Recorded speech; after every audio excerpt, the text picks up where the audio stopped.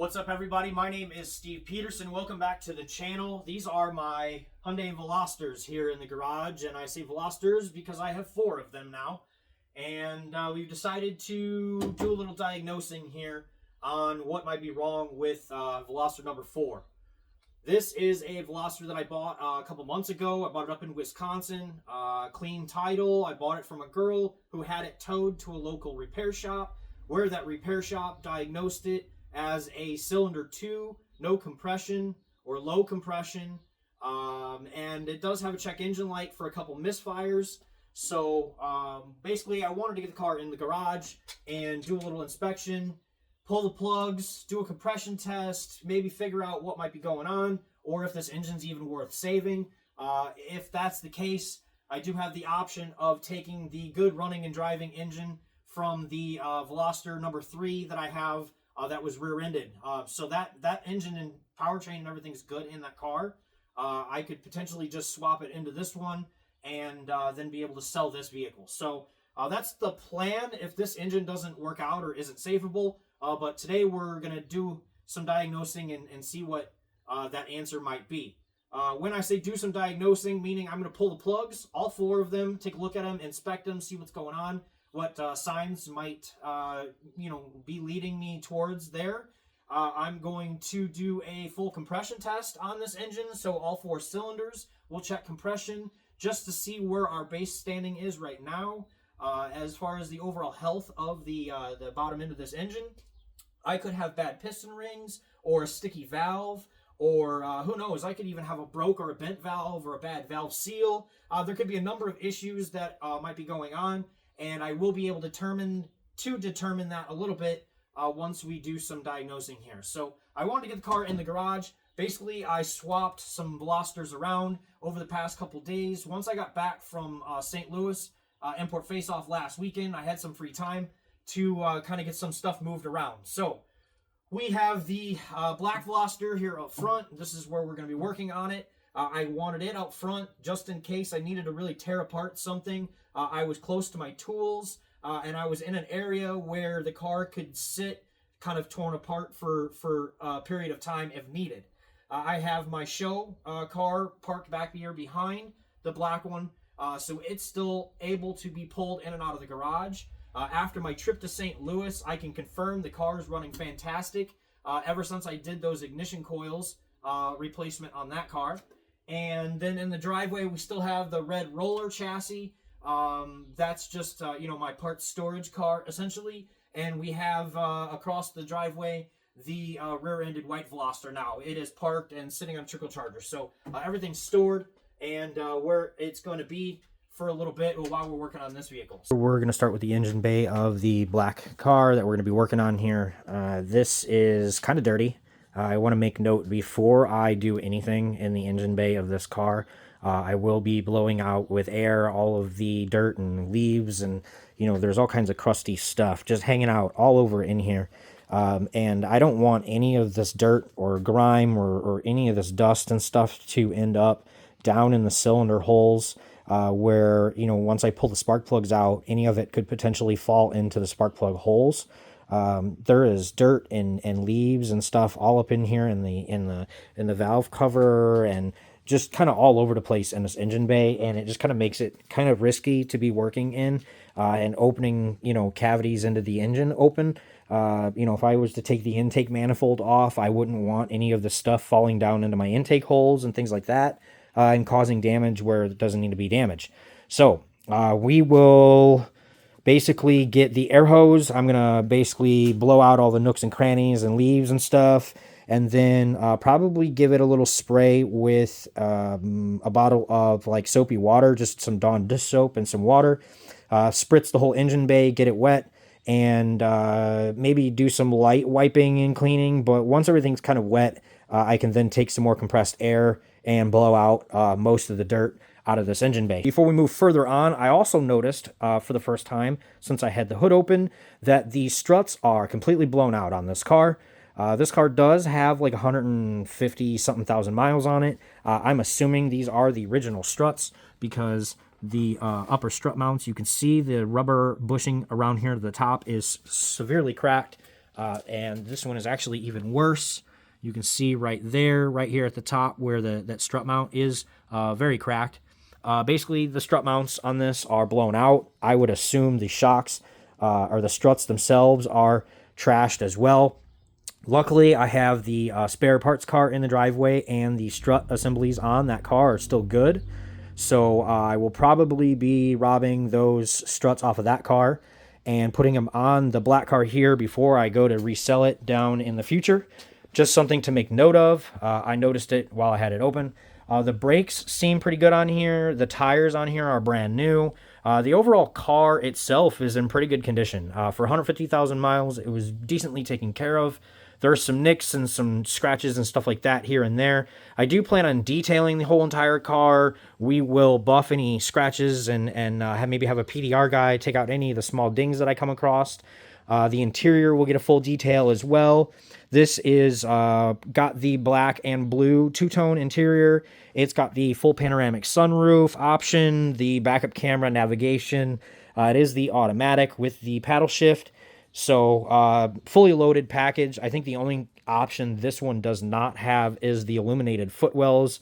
I've already checked. It doesn't have that option. Not many of the Velosters got that option back then, but again, basically I bought the black Veloster to fix and flip. I got it pretty cheap from a girl in Wisconsin. It was towed to a shop, and that's kind of where it sat until I bought it. So that's the story there. Behind the black Veloster, I have parked the fun car, the show car. I still wanted it in the garage, but I wanted to be able to roll it in and out of the garage so I can still take it to events. And speaking of events, this weekend, you can find me in Indianapolis on Saturday for the Block Party event. I have never been to Indianapolis for an event, so I have some friends there who say this event's pretty big, a couple thousand cars. Block Party is held at the Indianapolis Airport parking garage, I guess. It's supposed to have a couple thousand cars registered for it, so we'll see. I'll be in Indianapolis this Saturday, and then driving from Indianapolis to Columbus, Ohio, or right outside of Columbus, is Hebron, Ohio, for Import Face-Off this Sunday. So I'm driving basically from Chicago to Indy on Saturday, and then from Indy to Columbus, Ohio overnight. So I'll be doing Import Face-Off all day long on Sunday. You can find me there. The car will be on display. Pretty excited to come back to Ohio. Hebron IFO is always a great time. So basically, I have a really long garage, guys. So that was the goal, was to basically be able to park the car that I want to work on up front. I wanted to get the black Veloster up there, so if it was going to be torn down for any prolonged period of time, it wasn't going to be in the way of anything else. It's still accessible. I have all my tools right here, so it's right nice and easy to work on. It'll be quick and easy to take apart. And again, not stuck anywhere where I have to work around it. I can even still do, side work in the driveway if I need to. So that's really nice. Speaking of the driveway, I still have the red Veloster here chilling out here in the driveway. It's basically my parts storage car. We've got parts piled all over in it. It's got all kinds of parts. It's literally just a storage unit for Veloster parts. I pulled the interior out of it to use to fix the interior on the white car over there. We basically started from the scratch over winter, so I robbed the interior out of this car. This car is basically just spare parts. Here is the Sport Wagon. Now it has its own spot, and I moved the rear-ended Veloster over here. Got it on a battery tender. It's chilling here behind the Trailblazer. I can still use the Trailblazer. First steps of cleaning the engine bay will be to remove any of the major debris like leaves and twigs, just sucking it all up with a vacuum cleaner or shop vac. I am using a little detail brush just to kind of agitate some of those chunks of tree branches and leaves and stuff like that that have made their way into some of the nooks and crannies of the engine bay. I do the whole engine bay, both sides, getting any major debris that I see along the way, getting everything out of the cowl, the top of the valve cover, the intake manifold, things like that. Once the major debris is removed, I bust out the air hose and blow all the nooks and crannies out with the Tornado air blower. We have the areas back here all vacuumed out and blown out. And I wanted to make a couple observations here to everyone before I clean this engine bay. There's some things that I just wanted to make note of. Keep in mind, I have done nothing to this car since I bought it, except pay for it, drive it onto a trailer, drive it off of a trailer, and basically park it in my driveway. Moving it from my driveway into the garage was pretty much the longest I had let it drive or idle since I bought it. And since I was told that cylinder 2 has no compression, this last time, in order to move it, I decided to unplug cylinder 2's ignition coil. And by doing that, I found the engine to run well enough for me to drive the car from where it was in the driveway to here in the garage.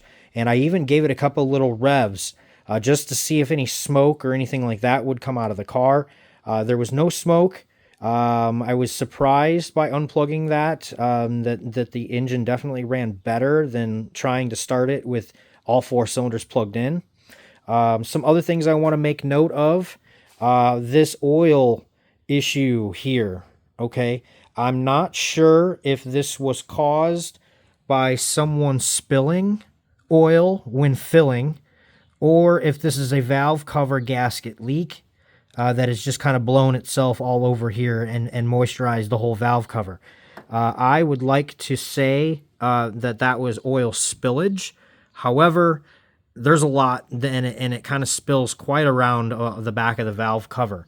I do notice that the side of the valve cover here, where the valve cover actually meets the head of the engine and the timing cover, it seems to be, I'm not going to say dry, but just a very light residue there where, yeah, valve cover could start to be leaking or seeping here, but it's not like wet like it is up here. It's damp up here. It could be leaking from around the VVT solenoid pocket. That is a possibility. This is where that seal kind of would fail. So I could see that being the case. I'm going to treat that as a valve cover gasket repair and probably throw a valve cover gasket on here just because it's easy to do. When it comes time to rip all of this apart, I will be pulling the valve cover off. Because I want to see what the cam condition is here, see if anything really needs to be cleaned or anything like that up there. Just want to see what it all looks like, basically, how worn everything is. I will be pulling the intake manifold on here just so I can see what the valves look like. If the valves have some excessive carbon buildup, I will be removing the intake manifold here, and we will be cleaning those valves on the back side the best we can with the tools that I have here in my garage. I always keep the car on a battery tender when it's sitting here in my garage. For now, I'm leaving the battery in it because I will need the battery when I'm doing the compression test. I will need the battery in the car, obviously, to crank the car.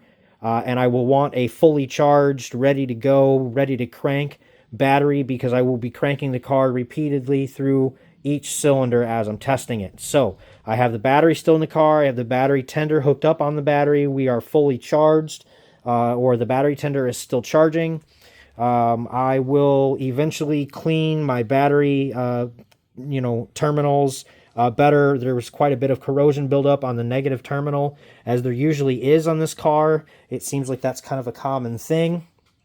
Eventually, we will be cleaning up these grounds as well. I like to remove some of the paint from underneath where these ground wires connect to the chassis from the battery. And then this is the one that I always like to replace. This crappy copper cable ground that Hyundai uses from the turbo inlet tube to the chassis as a ground. It's just a really crappy cable. I will be upgrading this cable to something similar to this right here. I just find that this ground cable sucks. It corrodes really bad, and I can't imagine that it's a very good ground. I'm going to pull the ignition coils here. We're going to pull the plugs out of the car here, and we're going to see what the plugs look like shortly, and commence our compression test. Before we do all that, I'm going to run and hit the engine bay here with just some soapy water. You know, I've got some Dawn dish soap and some H2O, some good old H2O quality stuff right there. And I've got a just a bottle of rinse water, a compressor, and that's what you just heard go off in the video. It was adding some air to the bottle. But we'll be basically just rinsing the engine bay off. I want to get some of this dusty stuff off. I have a decent little detail brush we'll be agitating some of this dust with, as you'll see here in a video. And that's going to be done before we rip anything apart on this engine bay. Some people may be inclined to jump right in and immediately start taking things apart. I don't like doing that because you run the risk of contaminating the inside of the engine with all of this dirt and crusty stuff all over the engine bay. So we're going to clean a little of this up first. I'm not going to go crazy, but I'm going to clean some of this up first and give it a good rinse, and then we'll pull the coils, pull the plugs, and do a compression test. Here I'm taking my spray bottle that has the Dawn dish soap diluted with the just regular old water, spritzing it around the engine bay and agitating some of the major areas of plastic and such where the dirt is. Once we've done that, I bust out the sprayer and rinse everything in the engine bay with just regular water. I'm trying to stay away from some of the major electrical components. You don't really want to spray those directly. Then we come in through, follow everything up with the air. The tornado air blower just kind of blows all the moisture and water out of all the nooks and crannies, gets rid of any of the leftover dirt and residue, and really leaves a nice finish. Here I have the after of the quick little touch-up engine bay detail that we did. I have the fuse box cover off because we are going to locate the fuel pump fuse. I'm going to pull the fuel pump fuse out so that the fuel pump is disengaged. So when I go to do the compression test, we're not spraying fuel. The next step will be also to pull ignition coils and pull plugs. Again, that's why I wanted to clean the engine bay up, because I didn't want all of the dirt and stuff falling down to my spark plug holes accidentally. While I was cleaning this engine bay, I noticed that the coolant reservoir is full of like this nasty, gunky, sludgy stuff. I will probably swap this tank for another coolant tank that I have that's clean out of one of the other cars. Or I will try flushing this tank just because that's full of gunk. Speaking of flush, I will do a coolant flush on this car once I figure out what's going on with the misfire and the compression issue. Again, that's step number one, is to figure that out and decipher if this engine is even worth saving.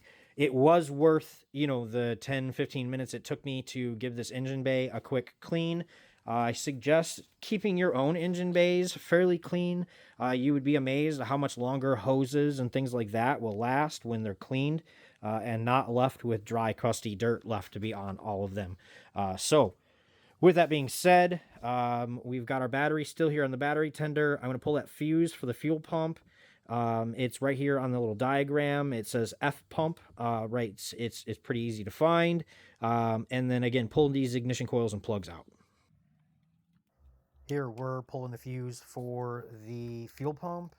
I located it on the little panel on the underside of the cover, and we're pulling that out. Next step will be to unplug all 4 of the ignition coils and get those loosened up.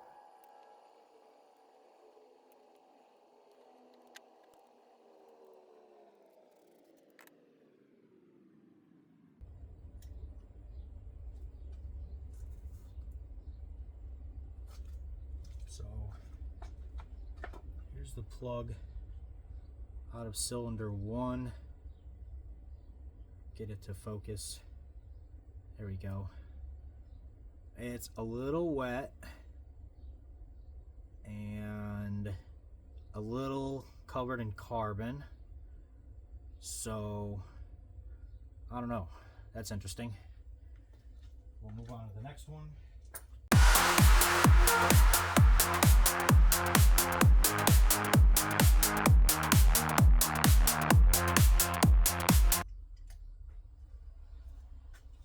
Oh, wow. Okay, so this plug is very wet. It's hard to tell, but this is really, really, really wet. Now, it doesn't look like that's oil, actually.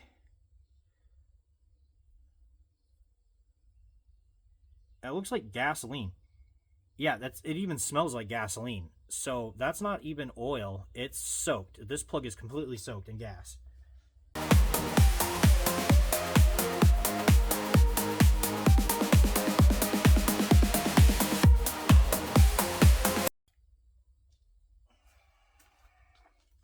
So this one also kind of wet around the threads, but the tip is actually dry. So like the actual ignition portion of the spark plug is dry.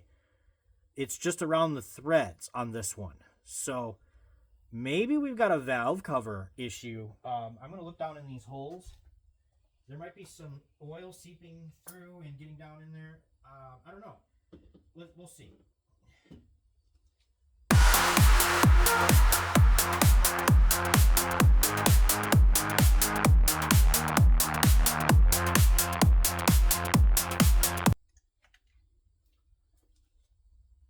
Okay, and this plug is bone dry. Completely dry. This is the way a spark plug should look. Very dry, fairly clean. So cylinder 4 on this engine is actually really healthy. Spark plug looks well used. Threads are nice and dry. Man, I wish all of them looked this good. Okay, well, we'll move on to the compression test. The moment you've been waiting for, compression test time. So I have my cool little Amazon cheap, crappy compression tester here that has worked for me multiple times here in the past. I cheaped out and bought a Amazon one just because I couldn't afford a fancy dancy Snap-on, whatever. For the amount of times I use this tool, this works. I want to say this was like 40 or 50 bucks. I don't remember exactly. I bought it a long time ago. I've used it a handful of times. That's why I only spent like 40 or 50 bucks on mine. Mine is digital, which is nice. It's easy and clear to read. It's got a little pressure release valve, just like all the other kits out there. It comes with a couple different nozzles for different size spark plug holes. I have used this one specifically for the Veloster before. You'll notice I did add a little bit of tape on there. I did that just like I do my spark plug socket. I tape it to the extension so that I don't lose it in the hole or it doesn't come unthreaded accidentally on the tube, because I've had it happen and it's very difficult to get the fitting out of the spark plug hole if it's threaded into the spark plug socket and the hose comes undone. Trust me, I've been there. So this is my way of fixing that. Again, I just basically tape the nozzle after I've tightened it on to the hose so it doesn't unscrew when I screw it into the hole. What you're going to do is take the hose, and this end gets screwed into the spark plug hole. You'll see there's like a little O-ring on there that seals it. And then this end gets clicked onto the actual gauge itself right here. Boom, clicks in. I'm not going to be able to do it with one hand because you got to, I'm not going to be able to do it with one hand. Anyway, it gets plugged into the end here. Turn the on button on, and you're going to go and sit in the car and crank it. Now you're going to hit the start button and it's going to crank, I don't know, like 8 or 9 times. It's going to try to turn over. Crank, crank, crank, crank, crank, crank, crank. As it's cranking, it's going to add compression to the cylinder, and that gauge is going to go up. You want to be as close to 150 psi as possible. That would be ideal. But if you're, in the 130, 140 range, that would be ideal. You start getting into the low hundreds and you've probably got a compression problem in your cylinder. Ideally, you want each of the 4 cylinders to be very similar in compression. So if I get, 120 psi or 130 psi out of cylinder 2 or 3 or 4, I want cylinder 1 to match. As you go through, you're going to want to write down what each cylinder comes out as, and you'll be able to compare the pressures at the end and decide whether you've got a cylinder that is not holding compression compared to your other 4. That would indicate a possible valve issue, a valve seal, or a sticky valve that's not closing, or even a head gasket issue. I'm trying to rule out a head gasket issue on this car. I'm really hoping it's not a head gasket. I think if it was a head gasket, I would see smoke out of the back of the car, which I am not. And I would see my coolant being crappy and my oil being crappy. I have pulled a dipstick on this car. It's got a nice, clean, full line with good-looking oil. I have not drained the oil on this car yet, so I don't know what it looks like coming out of the bottom end. But so far, everything looks good at this engine. So I don't think it's a head gasket issue. We'll see. Next step here, get the hoses in, crank each cylinder, and take it from there.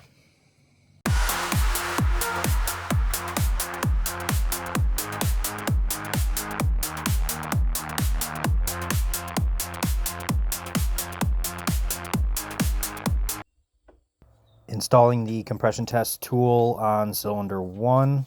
Be careful not to cross thread this tool into the spark plug holes when installing the hose.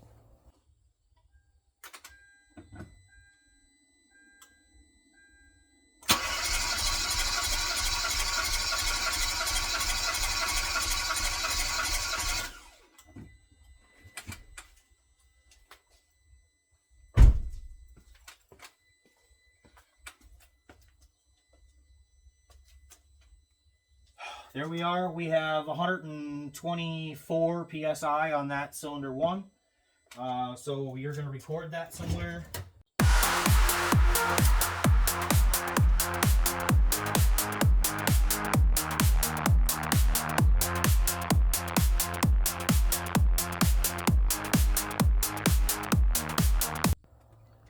Repeating the process for cylinder 2, removing the hose from 1, moving it over to 2. Be careful again not to cross thread the tool when threading it into the spark plug hole.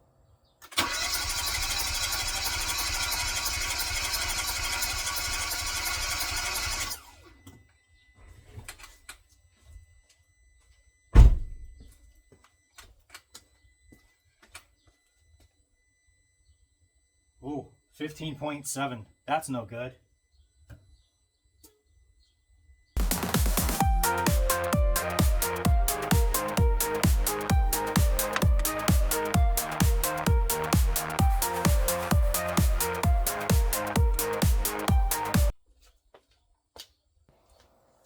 Repeat again for cylinder 3, removing the hose, moving it over to cylinder 3, and again, be careful not to cross thread when screwing the tool in.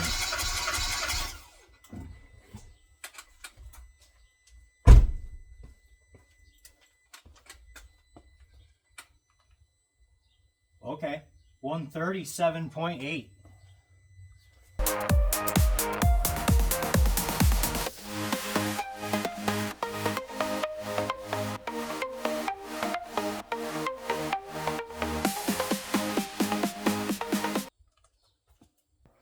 Cylinder 4, repeat just like 1, 2, and 3.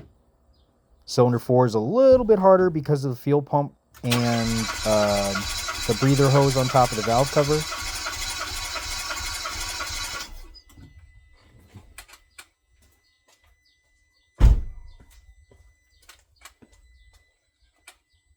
Woo! Cylinder 4 is fantastic, 147.7. So there we have it. Obviously, cylinder 2 was our major problem here when you look at the numbers. Cylinder 1 is a little low at 124 psi compared to my cylinder 3 and 4, which looked to be extremely healthy. Cylinder 2 landed at 15.7. So we've got a major problem in cylinder 2. Something is causing 2 to not hold compression, whether it's a sticky valve or a valve seal or an issue with pistons and rings. I don't know. My next step here, while I have the plugs out, is going to be to stick a borescope camera down in the spark plug hole. I will be inspecting for damage to the piston and cylinder walls. I'll be inspecting the valves from the combustion chamber side, just to see if there's any major damage or see if there's something that I'm not catching from visually or based off of the plugs and things like that. So with that being said, our next step will be all of that. We will get into removing the intake manifold on here as well. Once I get past not seeing any major damage here through the camera. So camera, if there's any major damage, we're going to stop and determine what my next step will be from there. If I don't see any major damage, I'm going to pull the intake manifold and inspect the valves and the intake ports and stuff like that, just to figure out why this cylinder is not holding that compression. I may need to swap my engine out of this from the other Veloster into here, the one that runs, and sell it that way. Absolute worst case is I do that. Best case is it's just a head gasket or a valve seal problem or a valve issue. I can service that while the engine's here in the engine bay. We can pull the head off, I can pull the timing cover off, and I can do all of that work while the engine is sitting here still in the engine bay. It's kind of a pain, but it can be done. So that would be the nice, easy fix. Easier than swapping engines, but we'll see. That about wraps us up on this for today. I just wanted to show how easy it is to do the compression test with your own, Amazon, eBay compression test kit. And that quickly helped me identify what problem I'm having or what cylinder is obviously the problem from here. I appreciate everybody for watching. Hopefully you catch my next videos and see what this ends up being and what my next steps are.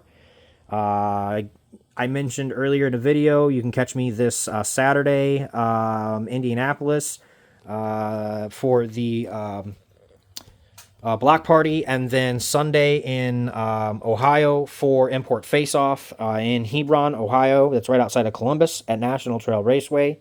Always a good event. I appreciate everybody for watching. As always, you can find me at Steve the Woody Peterson on all my social medias. Hit that subscribe button. Thanks for watching.